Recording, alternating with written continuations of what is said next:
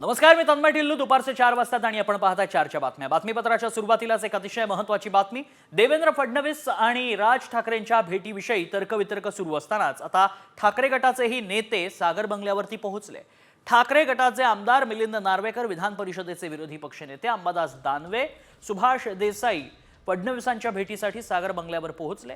विशेष म्हणजे उपमुख्यमंत्री एकनाथ शिंदे यांच्या नाराजीच्या चर्चेनंतर मुख्यमंत्री फडणवीसांच्या भेटीच्या मालिकेनं आगामी स्थानिक स्वराज्य संस्थांच्या निवडणुकांसाठी महाराष्ट्र भाजप इतर प्रादेशिक पक्षांची धोरणात्मक युती करण्याच्या तयारीत असल्याचं बोललं जात आहे. अधिक माहिती जाणून घ्या. आमचे प्रतिनिधी गणेश कवडे सध्या अधिक माहिती देतात. गणेश, या भेटीमागे काय नेमका राजकीय अर्थ आहे?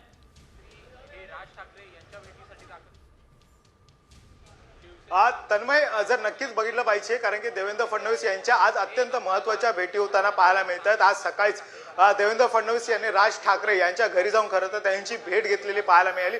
तर दुसरीकडे उद्धव ठाकरे गटाचे आणि उद्धव ठाकरे यांचे जवळचे सहकारी मानले जाणारे सुभाष देसाई असतील, त्याचबरोबर मिलिंद नार्वेकर हे दोन प्रमुख नेते आणि त्याचबरोबर विरोधी पक्ष नेते अंबादास दानवे हे 3 नेते आहेत, ते सागर बंगल्यावर देवेंद्र फडणवीस यांच्या भेटीसाठी आलेले. दादर येथील शिवाजी बाळासाहेब ठाकरे यांच्या स्मारकासंदर्भात जरी ही भेट असे सांगितलं जात आहे, मात्र यामागे एक वेगळं राजकीय गणित देखील असू शकतं. कारण की प्रादेशिक पक्षांना घेऊन आहे ते स्थानिक स्वराज्य संस्थेला निवडणुकीला सामोरं जातील असं देखील सांगितलं जात आहे. त्यामुळे ही भेट अत्यंत महत्त्वाची मानली जाते, कारण की एकीकडे राज ठाकरे यांची भेट आणि दुसरीकडे मिलिंद नार्वेकर, सुभाष देसाई आणि अंबादास दानवे यांची भेट ही अत्यंत महत्त्वाची भेट आज म्हणावं लागणार आहे. कारण की दिवसभरापासून देवेंद्र फडणवीस यांच्या या दोन्ही जे प्रादेशिक पक्ष आहेत आणि या प्रादेशिक पक्षांच्या प्रमुख नेत्यांबरोबरची ही भेट होती आणि त्यामुळे आगामी स्थानिक स्वराज्य संस्थेच्या निवडणुकांमध्ये काही वेगळे समीकरण होतात का हे देखील पाहणं गरजेचं आहे. मात्र ज्या पद्धतीने गेल्या काही दिवसांपासून सामनामधून देखील आहेत ते देवेंद्र फडणवीस यांचं कौतुक करताना पाहायला मिळतं, तर दुसरीकडे जे उद्धव ठाकरे यांचे चिरंजीव असतील आमदार आदित्य ठाकरे देखील आहेत ते देवेंद्र फडणवीस यांचं वेगवेगळ्या गोष्टींच्या वेळेस कौतुक करताना देखील पाहायला मिळाले. त्यामुळे उद्धव ठाकरे यांची कुठेतरी जवळकी वाढत असल्याची देखील वारंवार चर्चा होती, कारण की एकनाथ शिंदे हे प्रत्येक वेळेस वेगवेगळ्या गोष्टींवरून नाराज होत असल्याचं असं देखील सांगितलं जात होतं आणि त्यानंतर उद्धव ठाकरे यांच्या बरोबरची जवळकी, त्यामुळे ही नेमकी आगामी स्थानिक स्वराज्य संस्थेच्या वेळेस प्रादेशिक पक्षांबरोबर काही युती होती का हे देखील पाहणं आता गरजेचं आहे. पण गणेश, राजकीय तडजोड पाहायला मिळेल यातनं? नक्कीच राजकीय तडजोडच अशाच पद्धतीची होईल असंच दिसून येत आहे, कारण की ज्या वेळेस खरं तर लोकसभेच्या वेळेस आहे ते राज ठाकरे यांनी बिनशर्त पाठिंबा आहे तो भाजपला दिलेला पाहायला मिळाला होता, तर दुसरीकडे विधानसभेच्या वेळेस देखील आहेत मनसेला कुठेतरी भाजपकडून काही जागांवर पाठिंबा दिलेला पाहायला मिळाला होता. विशेष करून मुंबईमध्ये ठाकरेंचा बालेकिल्ला मानला जातो आणि याच मुंबईमध्ये खरं तर त्यामुळे आगामी स्थानिक स्वराज्य संस्थांच्या निवडणुकीमध्ये काय वेगळी गणितं समोर येतात, राजकीय गणितं, ते पाहणं महत्त्वाचं असेल. गणेश, वेळोवेळी तुमच्याकडनं या संदर्भातले अपडेट्स घेत राहू. तुर्तास धन्यवाद. आता बघायचं, जुनी कटुता विसरून ठाकरेंची सेना आणि भाजपची युती होते का, आणि त्यामुळे ज्या उलटसुलट चर्चा रंगल्यात त्याचं काय होतं. पुढच्या बातमीकडे. बातमी अर्थातच ममता कुलकर्णी संदर्भातली आहे, कारण ममता कुलकर्णीनं अखेर महामंडलेश्वर पदाचा राजीनामा दिलाय. होय, किन्नर आखाडा महामंडलेश्वरपदी ममताची नियुक्ती झाली होती, मात्र ममताच्या महामंडलेश्वर पदावरून टीका झाली. किन्नर आखाड्यानंही ममताच्या नियुक्तीवर आक्षेप घेतला होता, मात्र आता याच वादामुळे ममतानं राजीनामा दिल्याची माहिती मिळते.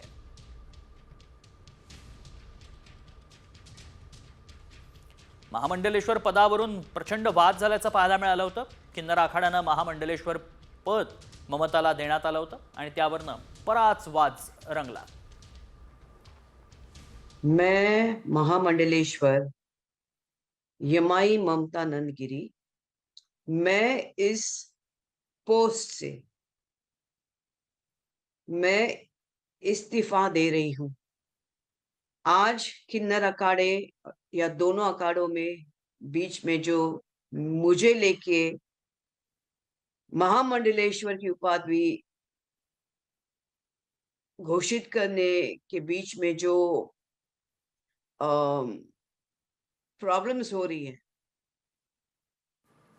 किन्नर आखाडा महामंडलेश्वरपदी ममताची नियुक्ती करण्यात आली होती. महाकुंभमेळ्यात याची बरीच चर्चा रंगली. 144 वर्षांनंतर होणाऱ्या महाकुंभात ममता कुलकर्णी या अभिनेत्रीनं अचानकपणे संन्यास घेतला आणि त्यानंतर तिनं दीक्षा घेतली. महामंडलेश्वरपदी तिची नियुक्ती करण्यात आल्याचं पाहायला मिळालं होतं आणि त्यावरूनच बराच वादही रंगला होता. अखेर ममतानं राजीनामा दिला. आता बातमी यूट्यूबर आणि कंटेंट क्रिएटर रणबीर अलाहाबादियाची आणि समय रैना यांच्या अडचणीत झालेल्या वाढीची आहे. इंडियाज गॉट लेटंट या शोमध्ये सहभागी झालेल्या रणबीर अलाहाबादिया आणि समय रैना यांनी वादग्रस्त वक्तव्य केलं होतं. या प्रकरणी रणबीर अलाहाबादिया आणि समय रैना यांची पोलिसांकडून चौकशी सुरू झाली आहे. दरम्यान अश्लीलता पसरवणाऱ्यांवर कारवाई केली जाईल असं मुख्यमंत्री फडणवीसांनीही म्हटलंय.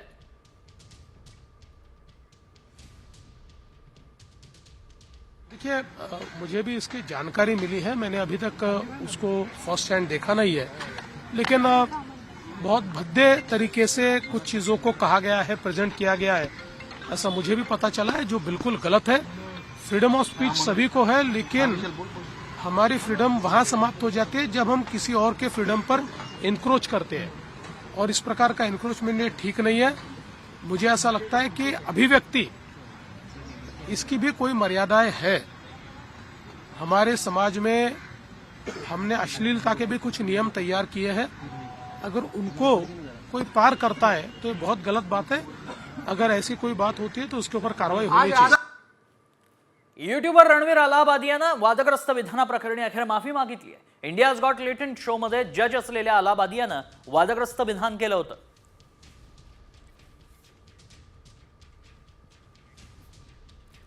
पुढच्या बातमीकडे. बातमी राजकीय वर्तुळातून अत्यंत महत्त्वाची बातमी. महाराष्ट्राच्या राजकारणात खरं तर आता पडद्यामागे घडामोडींना प्रचंड वेग आलाय. मुख्यमंत्री देवेंद्र फडणवीसांनी राज ठाकरेंची भेट घेतली आहे. फडणवीस आणि ठाकरे या दोघांमध्ये साधारणतः 1.25 तास शिवतीर्थावरती चर्चा झाली. मुख्यमंत्री झाल्यानंतर देवेंद्र फडणवीसांनी पहिल्यांदाच राज ठाकरेंची भेट घेतली आहे. तेव्हा या दोघांच्या भेटीत काय चर्चा झाली याचीच सर्वांना उत्सुकता आहे. काहीच दिवसांआधी मनसेच्या पदाधिकाऱ्यांच्या मेळाव्यात राज ठाकरेंनी ईव्हीएमवर आक्षेप घेतला होता. भाजप नेत्यांनीही त्याला जोरदार प्रत्युत्तर दिलं. मात्र त्या टीकेनंतर मुख्यमंत्री फडणवीस अचानक राज ठाकरेंची भेट घेण्यासाठी आल्यानं राजकीय खळबळ उडाली आहे. पालिका निवडणुकीच्या अनुषंगानं चर्चा करण्यासाठी ही भेट होती का याची दबक्या आवाजात चर्चा रंगतीये. ही कुठलीही राजकीय भेट नाही. मी मुख्यमंत्री झाल्यानंतर राज ठाकरेजींचा मला अभिनंदनाचा फोन आला. त्यावेळेस मी त्यांना सांगितलं होतं मी घरी येईन. त्याप्रमाणे मी आज घरी गेलो होतो. ब्रेकफास्ट त्यांच्या घरी मी केला, गप्पा मारल्या आणि मग या कार्यक्रमाच्या ठिकाणी आलो. या बैठकीचा किंवा या आमच्या ज्या काही गप्पा आहेत यांचा कुठलाही राजकीय संदर्भ नाही. केवळ एक जी मैत्री आहे त्या मैत्रीकरता मी त्यांच्या घरी गेलेलो होतो. महापालिका निवडणुकीसाठी फडणवीस राज ठाकरेंची भेट झाल्याची शक्यता आहे.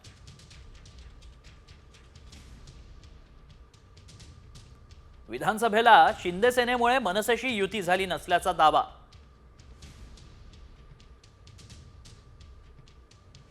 मनसे शिंदेचे उमेदवार एकमेकांसमोर उभे ठाकल्यानं विधानसभेला नुकसान.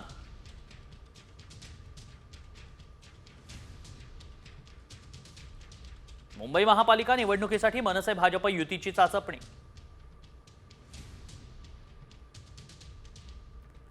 हिंदुत्वाच्या मुद्द्यावर भाजप मनसेची युती शक्य.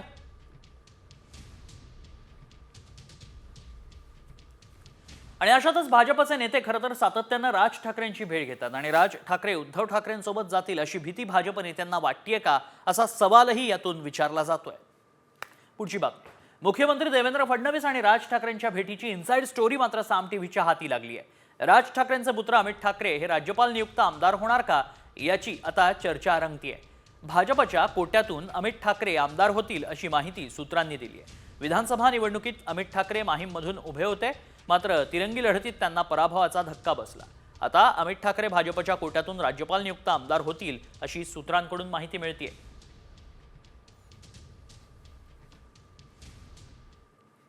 पुढची महत्त्वाची राजकीय घडामोड. देवेंद्र फडणवीस राज ठाकरेंच्या कॅफेत चहा प्यायला गेले. राजकारणात असे चहापान होतच असतात.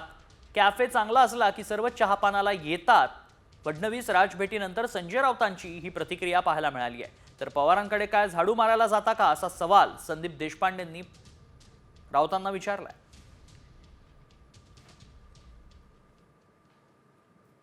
कसं काय त्यात बघण्यासारखं काय आहे?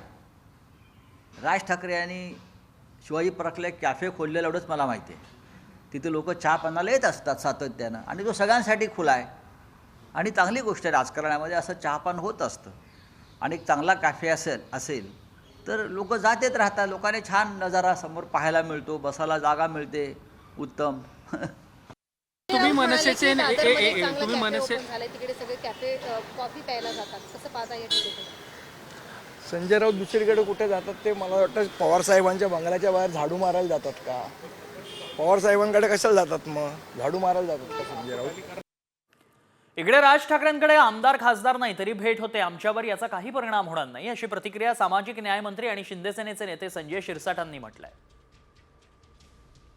म्हणून आज राजसाहेबांशी जी चर्चा झालेली की त्या कारणास्तव झाली की तुमचा काही ऍक्शन प्लॅन असेल, तुम्हाला या महाराष्ट्राच्या हितासाठी काही करायची जर तुमच्या कल्पना असतील त्या संदर्भात मला वाटतं ते चर्चा झाला आहे. असं हे बघा, राजकारणामध्ये आजच्या घडीला राजसाहेबांकडे ना आमदार आहे ना खासदार आहे, परंतु तरी त्यांची भेट घेणं हे एक वेगळी भावना त्यांच्यामध्ये दिसून आलेली.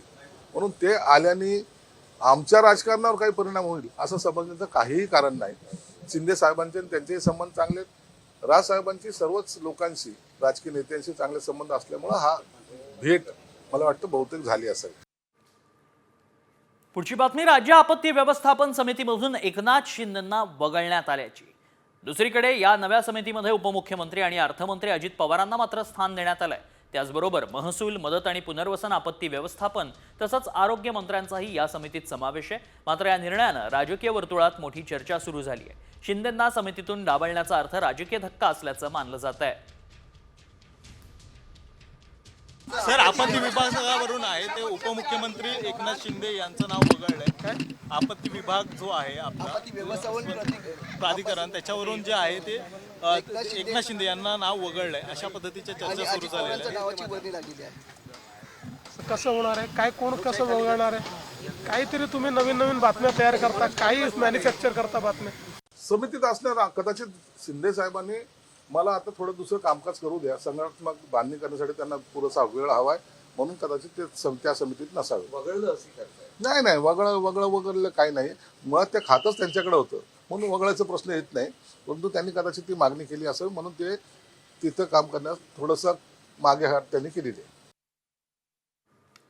आणि एकीकडे एकनाथ शिंदेंना वगळण्यात आल्याची चर्चा आहे, तर दुसरीकडे आजच फडणवीसांनी राज ठाकरेंची ही भेट घेतली. त्यामुळे या राजकीय समीकरणांबाबत तर्कवितर्क लढवले जात आहेत. पुढची बातमी, महायुतीतील प्रचंड धुसफूस आता चव्हाट्यावर आली आहे. उद्योग मंत्री उदय सामंतांनीच आपल्या सरकारच्या कारभाराबाबत नाराजी बोलून दाखवली आहे. उदय सामंतांच्या फाईल सीएमओ मधून अडकल्यानं ते नाराज असल्याची माहिती सूत्रांकडून मिळते.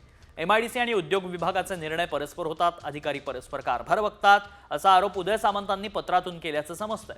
उद्योग खात्याचे प्रधान सचिव आणि CEOंना उदय सामंत यांनी नाराजी व्यक्त करणारं पत्र लिहिल्याची माहिती सूत्रांनी दिली आहे. धोरणात्मक निर्णय परस्पर का होऊ नये याचं कारण असं आहे की शेवटी आम्ही महायुती म्हणून काम करत असताना पूर्वीच्या महाविकास आघाडीमध्ये कशा पद्धतीनं काम चालत होतं आणि महायुतीमध्ये कशा पद्धतीनं गतिमान काम चालतं, देवेंद्रजींच्या, एकनाथजी शिंदे साहेबांच्या आणि अजितदादांच्या नेतृत्वाखाली, हे आम्हाला तुमच्याकडे एक्सप्रेसच केलं पाहिजे ना. त्याच्यामुळे मला असं वाटतं की या पत्राचा मी अर्थ वेगळा लावलेला नाही, आमच्या अधिकाऱ्यांनी देखील वेगळा लावलेला नाही. ज्याने तुमच्याकडे पत्र दिलं असेल त्याच्याकडनं जर काय वेगळा अर्थ लावला जात असेल तो मला माहीत नाही. आणि बातमीपत्रात या पुढच्या महत्त्वाच्या बातम्यांचा आढावा घ्यायचा आहे न्यूज पॉइंट 20 मधून. पंकजा मुंडेंनी सांगितलं म्हणजे त्या लगेचच नवा पक्ष काढणार नाहीत. त्या नव्या पक्षाबद्दल विचार करत असतील तर विचार करायला हरकत नाही. याआधी ओबीसीचा मुद्दा घेऊनच शिवसेनेतून बाहेर पडलो होतो असं भुजबळ म्हणाले. पर्यावरण मंत्री पंकजा मुंडेंनी एक मोठं विधान केलं होतं. आता त्यावर ठाकरे गटाचे खासदार संजय राऊत यांनी प्रतिक्रिया दिली आहे. पंकजा मुंडेंनी नवा पक्ष काढावा, आमच्या त्यांना शुभेच्छा असतील असं राऊत म्हणाले. राज्य आपत्ती व्यवस्थापन समितीमधून शिंदेंना वगळण्यात आलंय. दुसरीकडे या नव्या समितीत उपमुख्यमंत्री आणि अर्थमंत्री अजित पवारांना स्थान देण्यात आलं. त्याचबरोबर महसूल, मदत आणि पुनर्वसन, आपत्ती व्यवस्थापन तसंच आरोग्य मंत्र्यांचाही या समितीत समावेश. भाजप शिंदेंना रोज नवनवे धक्के देत आहे. आपत्ती व्यवस्थापन समितीवर फडणवीस आणि अजित पवारांची वर्णी लागली, मात्र शिंदेंना या समितीत स्थान नाही. शिंदेंवर ओढावलेल्या या आपत्तीतून उदय सामंत सारख्या सक्षम शिलेदारांनी खरं तर बाहेर काढायला हवं असा टोला अंधारेंनी आता लगावलाय. उद्धव ठाकरे आणि राज ठाकरे एकत्र येणार का असा प्रश्न ठाकरे फडणवीस भेटीनंतर उपस्थित होतोय. दोन्ही ठाकरे बंधूंनी एकत्र येणं ही काळाची गरज आहे असंही चाहत्यांचं म्हणणं आहे. पुण्यात उद्धव आणि राज ठाकरेंचे बॅनर्स लागल्यानंतर भाजपला भीती वाटतेय का असा सवाल उपस्थित होतोय. सिंधुदुर्गच्या कुडाळमधील झारा 0 पॉइंटवर 12 फेब्रुवारीला एकत्र येण्याचं आवाहन आमदार निलेश राणेंनी हिंदू बांधवांना केलंय. या ठिकाणी एका पर्यटकाला मारहाण करण्यात आली होती. त्या पार्श्वभूमीवर निलेश राणेंनी हे आवाहन केलंय.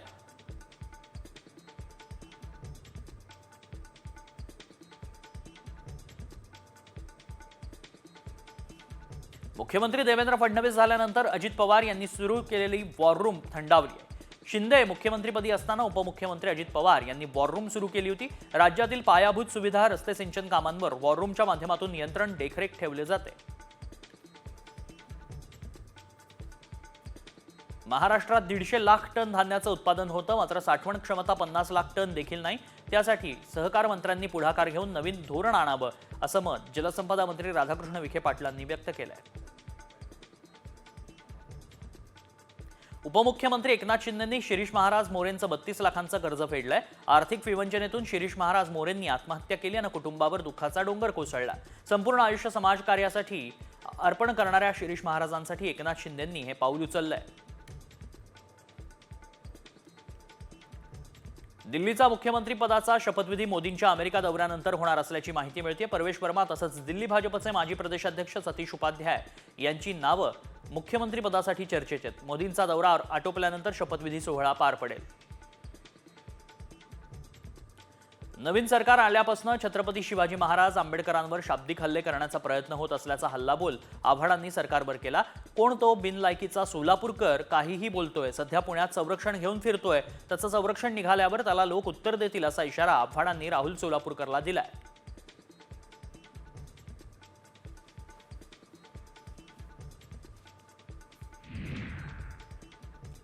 छत्रपती शिवाजी महाराज आणि डॉक्टर बाबासाहेब आंबेडकरांविषयी वादग्रस्त वक्तव्य करणाऱ्या राहुल सोलापूरकरांविरोधात पोलीस ठाण्यात तक्रार दाखल करण्यात आली. संभाजी ब्रिगेडनं पुण्यातील पर्वती पोलीस ठाण्यात तक्रार दाखल केली असून सोलापूरकरांना तात्काळ अटक करण्याची मागणी तक्रारीत करण्यात आली आहे.